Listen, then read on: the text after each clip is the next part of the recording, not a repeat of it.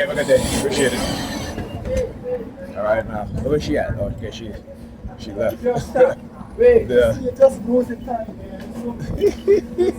hear the conversation? All right? All part of the act. All part of the act. All part of that. Oh, that's not. Is that her? Anyway, Hispanic female came standing at the corner, you know, trying to, she had her, talk about how they get you fixated on certain things. So, put her hands over her hair and, with her watch and have her mouth open, right? Are you standing outside there with your mouth just open like that, right?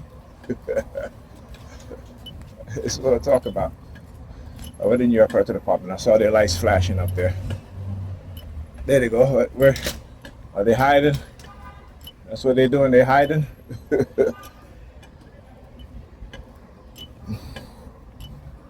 Yeah, let me tell you.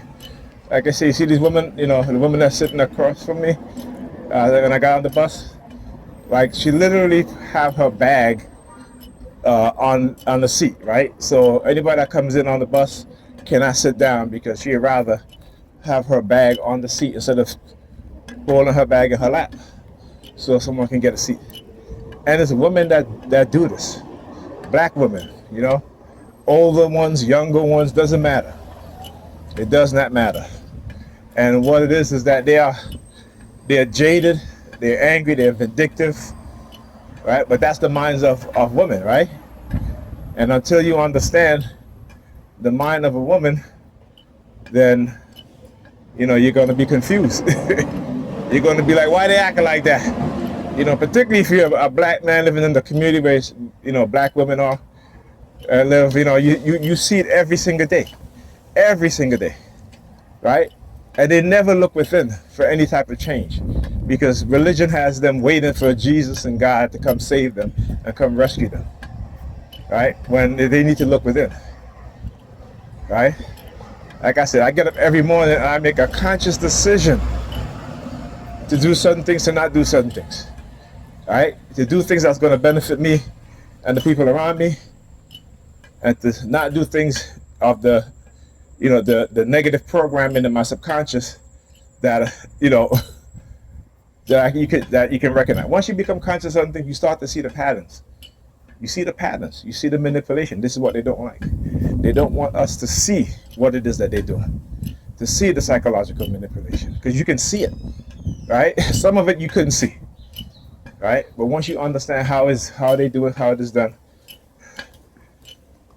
right? You see the tactics, the methods, the repetitions. You can see it, right? You can see it. This is what they do. This is how they engage in the destructive behavior that we can't see and we don't understand because we are conditioned not to see it. We've been hypnotized. Go look at any hypnotist and what they can do. What do? They know how to sync your left and right brain hemisphere, and therefore can implant suggestive messages. They can block things out of your mind that your eyes sees but your mind cannot see. You understand what I'm saying? Your eye sees it but your mind cannot see, right? So when you're hypnotized and they tell you, oh, I have a ball in my hand, but what you're actually seeing is not a ball, it's a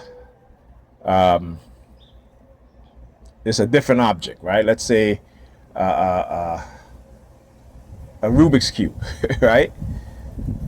You know what I'm saying? Or something it could be similar shape or completely different, depending on how good the hypnotist is, right? We know this happens. We know this is part of the reality. We know there's people that can do this, right? But yet we don't think it's being done to us on a massive scale. Can you imagine that, right? But that's part of cognitive warfare, right? And neurocognitive warfare. All right. Talk to you guys in the next video.